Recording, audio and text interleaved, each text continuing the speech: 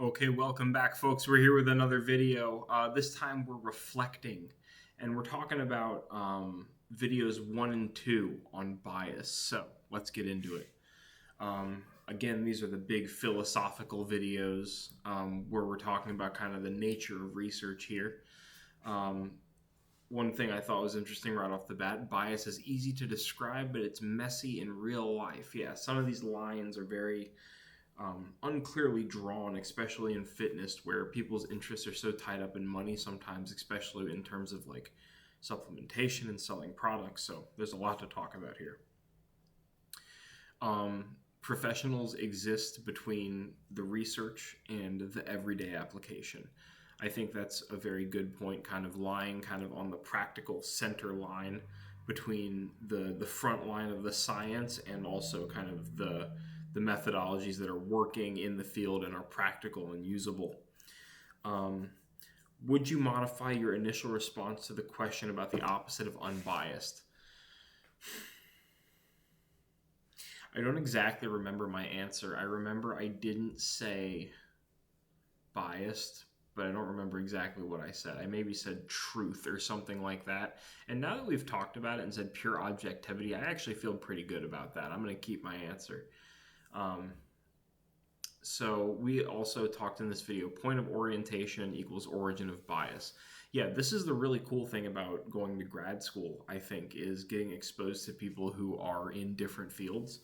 You know, I've talked to so many strength and conditioning people in my time because this is the field that I'm from, but like this is the first time I've ever had like a surplus of physical therapists to talk to and get opinions from. So, yeah, I call this the cross-pollination in fitness. I think this is where like real hands-on practical applications for solving complicated problems can be perhaps worked on together by people of multiple disciplines to create, better outcomes.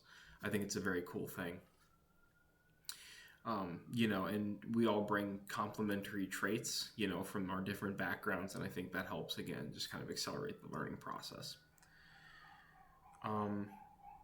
Now, in the second video, we're talking about kind of a spectrum from right to left on the ethical scale, from conspiratorial all the way up to pure objectivity.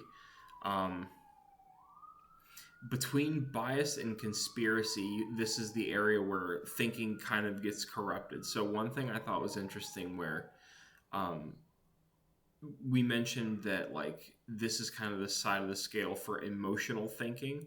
I think it's very interesting that this kind of emotional response is more prevalent on the side where people are more inclined to lie.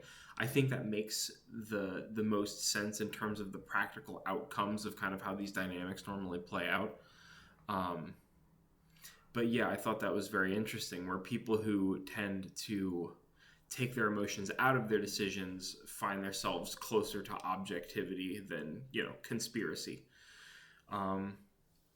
What are some things from the fitness world that fit on the scale below zero? This is a really good question, and there's so many of them, and it feels like there's a new one every day. So, not to be a detractor if anybody is into this. I don't know if anybody is, but if anybody remembers the functional patterns system of working out that was founded and created by Naudi Aguilar, that was a whole very like holistic system about human movement that was very dogmatic and very serious about itself, and was very absolutist that like this is the only way to train and there's no other way. And again, it just feels like things that are science-based don't have kind of the emotional attachments like that. And I think that's one of those big red flags of a thing that may not be as good as it seems, or may not be as good as someone is selling you. So I think that was my favorite example in the last, decade maybe. But yeah, I'm excited to see what examples you guys came up with. And I'll see you in the next video.